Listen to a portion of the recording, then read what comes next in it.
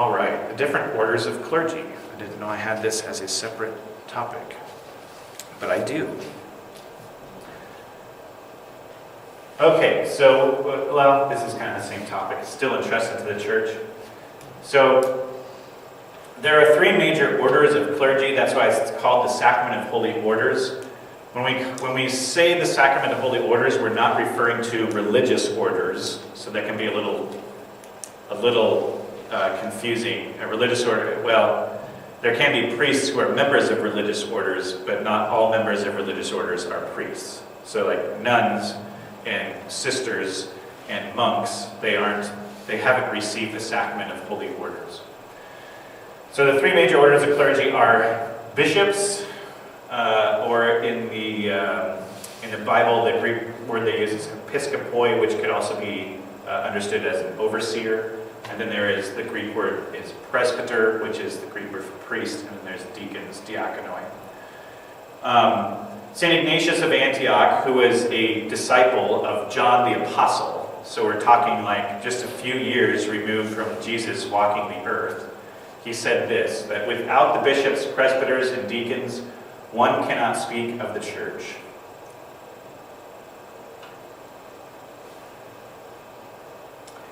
The bishop, so let's start with bishops.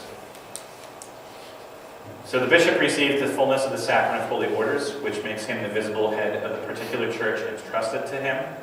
We call bishops the successors to the apostles, under the authority of the Pope, who is the successor of St. Peter. There's different types of bishops, starting with the Pope. The Pope is the Bishop of Rome. That's his first job, is to be the head of the church in the Archdiocese of Rome. He also serves, obviously, as the visible head of the church.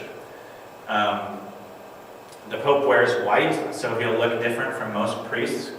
The reason that he wears white is probably not one that you would expect, but he wears white because a great Pope, St. Pius V, was a Dominican, and Dominicans wear white. So the popes after him have worn white in his honor. Not because we think the Pope is holier than everybody else. He's a man just like anybody else. But he wears white in honor of Pope Pius V. If you look at popes before Pope Pius V, they usually wear red because they're typically one of the cardinals that are elected to be pope. There have been, actually this is 266 different popes that can be traced back all the way to St. Peter. Longest reigning pope was St. Peter. If you're talking modern church, be Leo XIII, who was pope for 30 plus years. John Paul II was pope for 32 and a half years, I believe. Another type of bishop is what is called a cardinal. A cardinal is a bishop of a large or historically significant diocese. So in the United States, we're talking like Los Angeles has a cardinal, Houston has a cardinal, New York has a cardinal, Chicago has a cardinal. I believe there's nine cardinals in the United States. The main difference between cardinals and a regular bishop is that cardinals elect the pope when the pope resigns or dies. And the reason for this is that they're technically the clergy of Rome. Each cardinal actually has a church in the city of Rome that he is the pastor of. So they're technically the clergy of Rome, and they vote for their bishop, even though they're all over the world. There's 200 and some cardinals that are all over the world, but they technically have a church in Rome, and they wear the color red because a lot of history. I'm thinking I might do a church history class next Lent, because that's really interesting. But when the Roman Empire fell apart, the clergy of Rome became the de facto political leaders of Rome. And so they wore the red that the Roman senators did. The bird is named after the priests, not the other way around. So the cardinal bird is named after a bishop. Then there are archbishops. An archbishop is also a bishop of a large or historically significant diocese. And they kind of help coordinate other bishops in their region, help them out. For example, Omaha is the archdiocese of our region. The cardinals usually are archbishops, probably for the most part. But the archbishops don't vote for the next pope. Oh, backing up to cardinals, you also have to be under the age of 80 to vote for the next pope. So there's 200 some cardinals in the world, but I think only 165 or around that number vote as pope. I do have a huge, long presentation about how a pope is elected, but we will not have time for that. And then there's just a bishop. A bishop is a head priest of a diocese who has authority but works with other bishops, including the local archbishop. The bishop wears purple for the same reason that archbishops do, and that's because purple is sort of a royal color. The pope is the one who appoints the bishop, so that's one of the pope's other job, other than being the pastor of the Archdiocese of Rome, the Bishop of Rome. He's in charge of naming and appointing other bishops, in addition to being just sort of a figurehead, a worldwide voice for the church. And then you have priests. That's a different rank of the sacrament of holy orders. So I do not possess the fullness of holy orders. I am only ordained a priest, which means that we are basically co-workers with the bishop. We represent the bishop in the local area. So we'll see here in a second, when we watch the video of the ordination of a priest, I make a vow of obedience to the bishop. I have to do what he tells me to. Now, he doesn't call me every day and make sure that I'm eating my breakfast or anything like that. But when it comes to doing my job, I'm doing it in the name of Bishop Connolly. So the bishop is in charge of assigning his priests to a parish community or another administrative or pastoral role within the diocese. So, like I said, most priests have more than just one job. Most pastors have another job in addition to being a pastor. Well, around here they kind of don't, but unless you're a teacher or an administrator at a school. You might have heard the term Monsignor before. A Monsignor is just an honorary title that's given actually by the Pope, and it's just given to a priest that has been of great service to the church or has worked in a special role in the church. So in this picture here, the three guys that look like bishops but aren't bishops, they're Monsignors. They can wear a fuchsia sash around their waist called a fascia, or they can actually wear an entirely fuchsia colored cassock. But Pope Francis stopped appointing Monsignors years and years ago. He thinks that it's unnecessary to elevate other priests above other priests. So. Then finally there's just regular priests, not Monsignors. We wear black to symbolize death, that we lay down our life to serve others. And you'll see this in a second. During our ordination, we actually do lay down physically on the floor of the cathedral. The white collar symbolizes our vow of celibacy. And then we have deacons, which is the third rank of holy orders. A deacon, they are ministers that are ordained to serve the priests of the church or to serve the bishop of a diocese. And they can provide assistance, like they can preach at a mass. They can't offer a mass, only a priest can do that. They can minister to the poor and the sick. They can perform baptisms. They can do marriages and funerals outside of mass.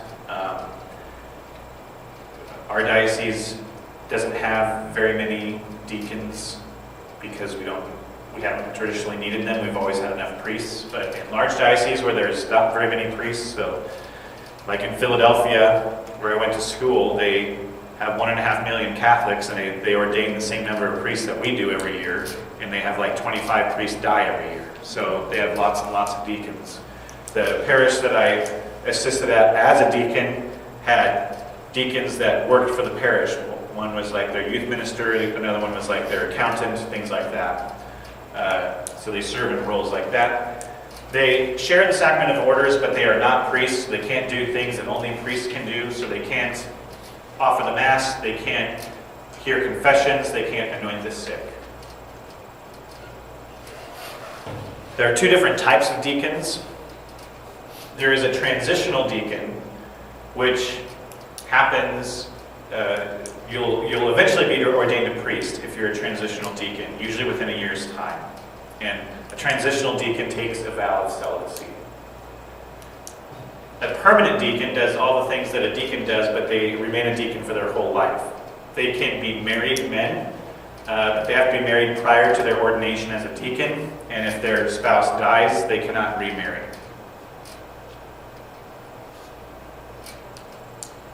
Before the Second Vatican Council, so if you've ever heard of Vatican II, it's the Second Vatican Council that took place from 1962 to 1965, and it was an ecumenical council, meaning all bishops of the world gathered to sort of codify or to assemble together all in one place all the teaching of the church.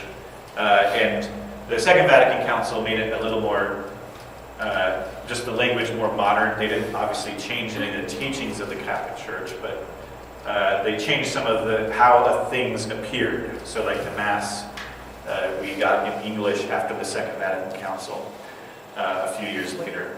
But before the Second Vatican Council, there were 7 orders, not just 3. So there was the priest, which included both priests and bishops. There was a deacon, a subdeacon, and those are the 3 major orders.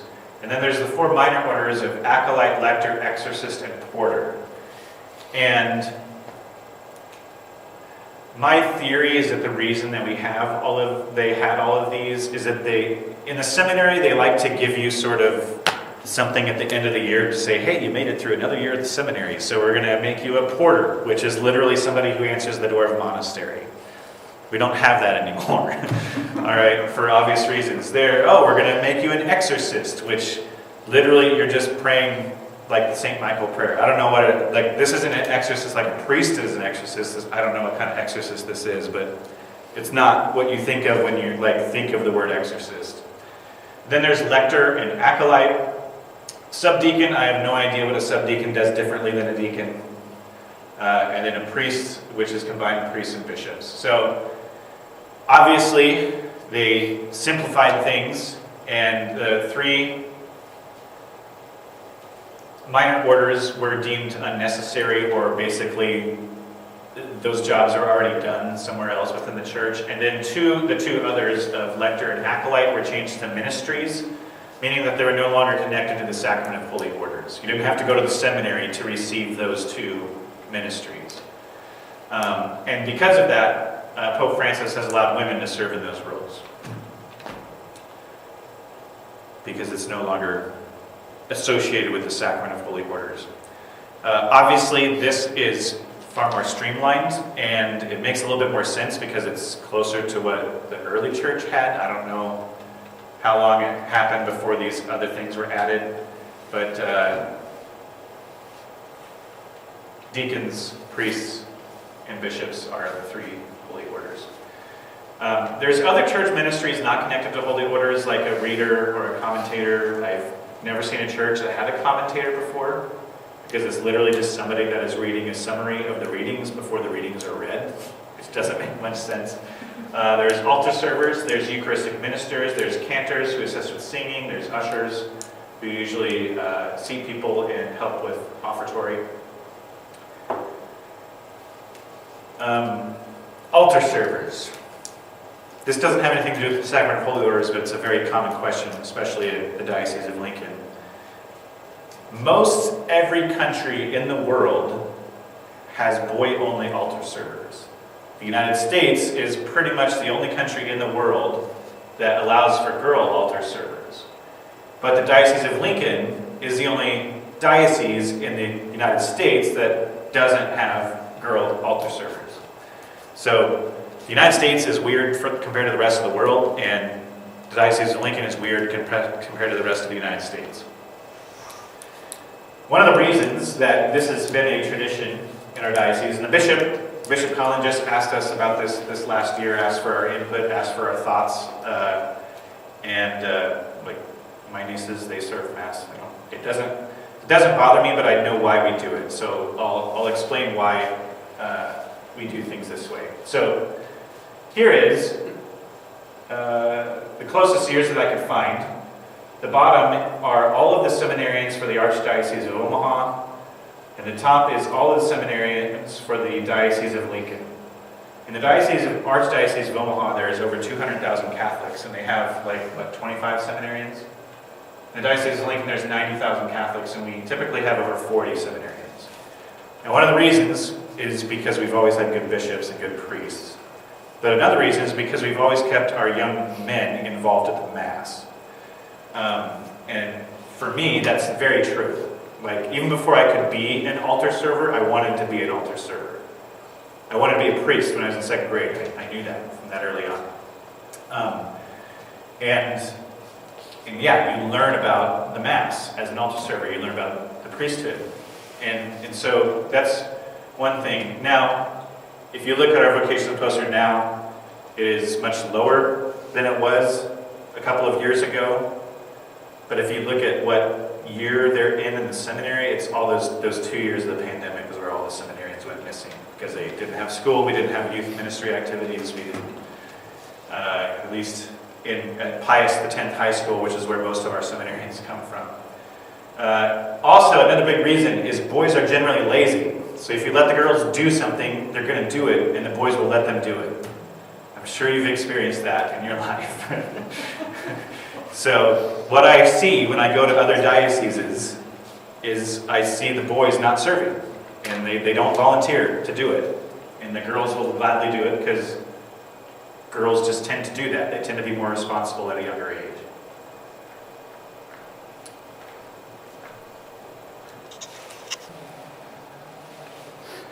How to become a priest. It's a long process. It's long for a good reason, because you can't go back once you've taken the plunge.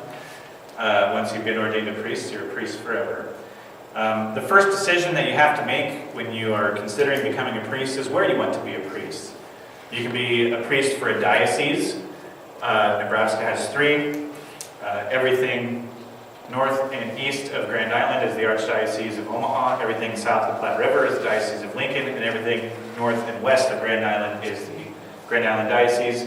Except for this county, which is Holt County, which has the very Catholic town of O'Neill in it. And Omaha wanted the city of O'Neill in their diocese. So, a man can choose to be a priest for his home diocese, or he can ask the permission of another bishop to join his diocese and become a priest there. If you don't want to be a part of the diocese, you can become a part of a religious order. And so there are priests who are members of religious orders, and they serve as priests for that order. And so they serve the order wherever it's active, whether it's all over the world, they can be sent all over the world, or whether it's in a certain location. So I have a guy that I entered the seminary with. We weren't ordained the same year, but a guy that I entered the seminary with and he started studying for the Diocese of Lincoln, but he was called to the priesthood for the CFR Fathers in Harlem, New York City, and that's where him and his brother are both priests there. Religious orders can have priests, religious sisters, and brothers, so there's a great variety there. We're not going to talk too much about them because we're just talking about the priesthood today. But each religious order is different, so choosing the right one might take a long time. There are people that go and they kind of try out different religious orders and spend some time with them.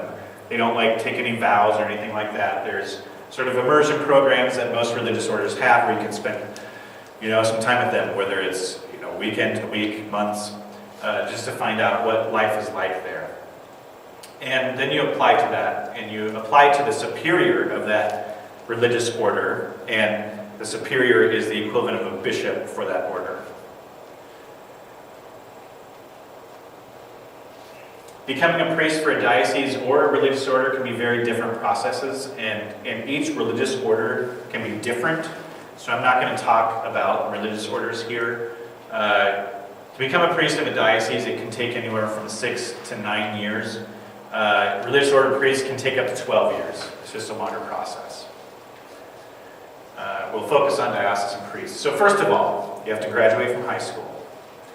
Then you have to apply to a diocese with the recommendation of his pastor. So your pastor, or really get any priest, but your pastor is the easiest one, will write a letter of recommendation to the diocese, to the bishop. And you can start applying after that to be a seminarian. There's a bunch of things that a seminarian or prospective seminarian needs to do. You need to get a physical, you need to take a psychological exam, which is hilarious. You have to take an IQ test. You have to write a short autobiography, you have to answer a long questionnaire. So the psychological exam, there's a written and a verbal part. And the written part is over 600 questions long. I don't remember most of them, but the first one is, are you afraid of dirt? And the second one is, do you enjoy reading automobile magazines? And it's just a lot of random questions like that. But it does turn out people who might not be mentally ready or emotionally ready to enter the seminary. IQ test is, it's hilarious, but it's hilarious in an embarrassing way. Basically, it's there just to test you until you can't function mentally. It's, yeah. And the long questionnaire is also dozens and dozens of questions, like having to do with your background, family background, your experience with the church, why you want to go to the seminary, what your dreams and goals are, things like that. Once you are accepted, you attend a seminary. Seminaries are called seminary. That comes from the Latin word seminat, which is the Latin word for seed, because it grows. It's a sort of birthplace for vocations to the priesthood. What does it cost? It's different for every diocese, and it's different for different time periods in every diocese. It costs me nothing to go to the seminary. But now, for the Diocese of Lincoln, each seminarian for their undergraduate studies is required to take out a student loan of $5,000 a year, which isn't very much. That's the actual annual cost to educate a seminarian is $35,000 a year. It is a private school, it's a very small school, so you can't, amortize the cost of each student over a huge body of students. Plus they live there, they eat there, they're not allowed to have jobs, so they don't pay for any of those things. So what that does is it allows some financial, accountability. You can't just go to the seminary to get a free bachelor's degree. You do have to take out at least a student loan. But it is inexpensive enough for those who come from a poorer background, like I certainly did, that they don't feel like they're being excluded or not able to go to the seminary. Can a person leave the seminary once they've applied? Of course they can. The whole point of a seminary is to determine whether or not God is calling them to be a priest. I entered the seminary with 13 other seminarians who are studying for the Diocese of Lincoln, and 4 of us were ordained priests. So the dropout rate is about 2/3, about 60-70%. There's nothing wrong with leaving the seminary. In fact, it's a good thing, because then you know for sure that God's not calling you to that. I always contend that the best place to figure out what your vocation is the seminary, because you don't have girls to worry about. You have academics and prayer, basically, and you have time with God. And you'll know by the time you leave the seminary or get further along. The seminary process focuses on 4 areas of formation. There is human formation, which are basically turning really introverted, reclusive farm boys into people who are comfortable teaching a class like this. We have things like weekly really fancy dinners to do like etiquette and things like that. They don't actually teach us etiquette classes, but you kind of learn it by osmosis. It's really kind of annoying, but you have a human formation advisor to hey, how you doing? Are you making it through? Things like that. There is spiritual formation, which is your life of prayer, obviously. You are assigned a spiritual director when you're in the seminary. Well, you're not assigned one, you choose one. And you meet with them on a regular basis to discuss how things are going in your spiritual life, in your prayer, in your discernment of your vocation. Usually the spiritual directors for seminarians is somebody that they can go and complain to about other seminarians.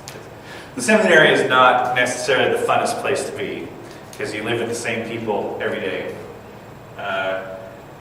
And third is academic formation, which focuses on education, obviously. You do have an your academic advisor is also your formation advisor, kind of. At least it was in our seminary. And then finally, pastoral formation, which is basically practicing the things that a priest does. And part of pastoral formation is typically once a week, depending on the seminary that you attend. You actually you leave the seminary and you go and you practice doing something that a priest would do, whether it's hospital ministry, nursing homes, CCD, teaching teaching in Catholic schools, prison ministry, just working in a parish office. And that's what's called a weekly apostolate. And so when I was seminarian here, my weekly apostolates, I taught CCD in David City. And my second year, our first year, we didn't do any. And then in my second year, I was visiting people at Madonna Rehabilitation Hospital in Lincoln. In graduate school, we didn't have class on Thursday. All day was spent doing this sort of thing. So my first year, I was assigned to a parish just to do whatever the pastor wanted us to do, visiting people, visiting shut-ins, people in the nursing home. My second year, I was assigned to a high school. My third year, I was assigned to another parish, and you're usually paired up with another seminarian, so you don't have to go. I didn't have to drive all over the city of Philadelphia on my own.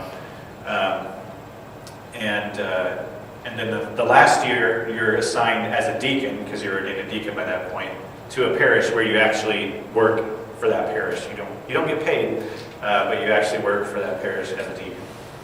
And you do that not just on Thursdays, but also on the weekends. You're there for Mass. The seminary process begins with what's called a minor seminary. Sometimes this is called a college seminary. So if you're looking at the vocations poster, and it says college 1, 2, 3, or 4, that means they're an undergraduate. They're in the minor seminary. This is a college where seminarians get a normal college degree. My bachelor's degree is a Bachelor of Liberal Arts, which is basically philosophy. So you do get in the seminary, they're an accredited college. The credits transfer to other schools. So it is a legitimate degree that we get. The classes that you take in a minor seminary, a lot of them are the same classes you would take at a regular university. You have your general credits like mathematics, science classes, literature, things like that. But you also, Spanish, you also have, so our seminary in Seward has a science lab. They have science classes that are taught. In addition, you also have classes that are specific to a seminarian's degree. So we had to take 10 credit hours, no, not 10, 16 credit hours of Latin. We had to take 6 credit hours of Greek in addition to Spanish. And then you take theology and philosophy courses. These are very basic compared to what you do in the next part in graduate school. The theology courses is the study of God. So this is literally like sitting through a class where you just read through the Bible. It's exhilarating, I promise. It's not, but... And then there's philosophy courses, which are the study of thought. So we study all of philosophy throughout the history of the church, but it's mostly, at least for me, is mostly centered on the philosophy of St. Thomas Aquinas, who organized all of church teaching in the 1200s into a few volumes. And he addressed it from a philosophical standpoint. So he worked out basically every question you could ask about the faith and put forward logical arguments for it, logical arguments against it, and then why those arguments are or are not valid. It's a lot of that kind of stuff. Also, not very thrilling. All the seminarians for the Diocese of Lincoln attend minor seminary at St. Gregory the Great Seminary in Seward, Nebraska. There are other dioceses that send their seminarians to our seminary, so I don't know who's all there now, but when I was there, we had the Diocese of Rockford, Illinois, the Diocese of Tyler, Texas, the Diocese of Cheyenne, Wyoming, Colorado Springs. I think those are the main ones, but I don't know. They probably have more. We had the Carmelite order send their guide to us. If you enter the seminary immediately after high school, minor seminary takes 4 years. If you have some college experience outside of the seminary, it can take less than that. So I had an associate's degree, so I got through my college seminary in 3 years.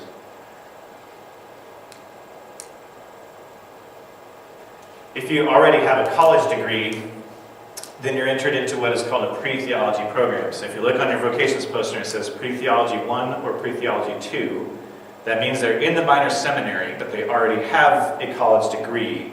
They're just taking the classes that seminarians have to take.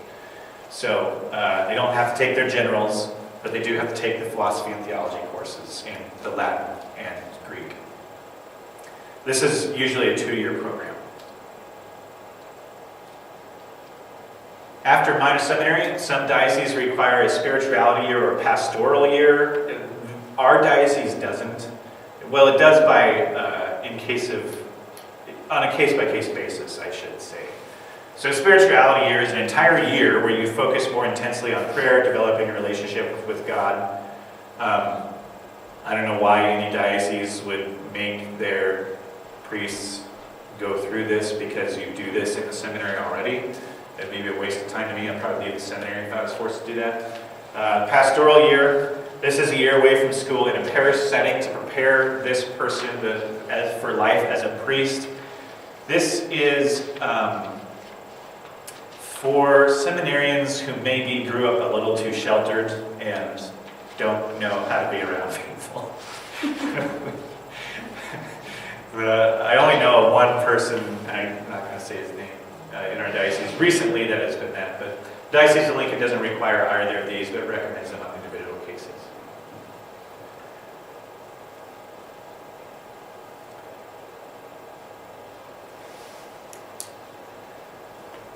After completing minor seminary, a seminary receives a bachelor's degree in philosophy. And the next step of the seminary is called a major seminary, very creatively named, where they get advanced degrees in theology and you make your final preparations for ordination. So if you're looking on the vocations poster, if it says theology 1, 2, 3, or 4, they're in graduate school. Sometimes major seminary is just called theology. In fact, most of the time it is. The bishop decides where each seminarian attends major seminary. We send to 3 different seminaries. The bishop chooses which one. St. Charles Borromeo Seminary in Philadelphia, that's where I attended. Actually, it's not going to be in Philadelphia anymore.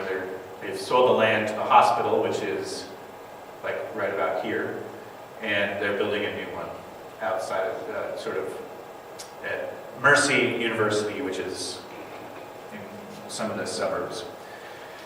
Mount St. Mary Seminary in Emmitsburg, Maryland, which is the oldest seminary in the United States. Emmitsburg is just south of Gettysburg, Pennsylvania. It's the college campus. So this seminary is actually Mount St. Mary's University, which has a college campus attached to it. So there's actual, like, just regular college students that are on that same campus. But the seminarians live in this building here. Really beautiful area. And then the third is the North American College in Rome, Italy, which if you go to the seminary in Rome and you're from North America, you go to the North American College. So at first it might sound a little silly to call something in Italy the North American College, but that's why.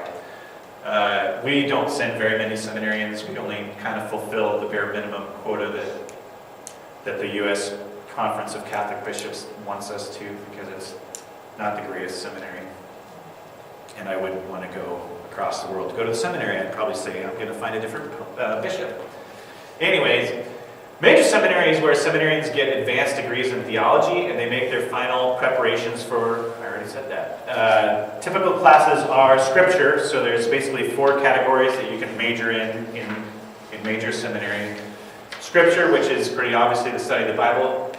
There's Practicum Classes, which is basically how to do the things that a priest does. So you have several semesters of homiletics classes, which is preaching. And in those classes, you give homilies in front of your classmates and you record it in a TV studio. And it is far more terrifying than preaching to normal everyday people than your jerk classmates who will criticize. And you go around the room saying what they did wrong. That's kind of how it goes. We have a class on how to hear confessions, a whole semester of it. Confessions and anointing the sick. We have a class on how to offer the Mass. We have spiritual counseling classes. We have pastoral counseling classes. We have psychological counseling classes, how to learn how to make referrals and things like that. Dogmatic Theology, which is what I majored in, is basically the teaching of the church and why the church teaches it. And my master's thesis was about Father Joseph Kentinick, who is a Dachau prison camp survivor who founded the Schoenstatt movement. But anyways, and then the final category is moral theology, which is the church's teaching on right and wrong. So we're talking like bioethics, medical ethics, politics, things like that. Major seminary takes 4 years. After the 3rd year of major seminary, a seminarian is ordained a deacon. We already talked about what a deacon is. After a seminarian is ordained a deacon, they're assigned to a parish in their home diocese during the summer. So I was assigned to St. Mary's in Nebraska City. My summer assignment, you're only there for like 10 weeks. And then on the weekends during your last year of the seminary, you're assigned to a parish. So I was assigned to St. Mary's or St. Joseph's in Ambler, Pennsylvania, which is a suburb of Philly. And then finally, after a 4th year of the major seminary, you're ordained a priest. So that's the end, but if you have to leave, I understand. But I do have an actual video of the ordination of a priest, 5 priests.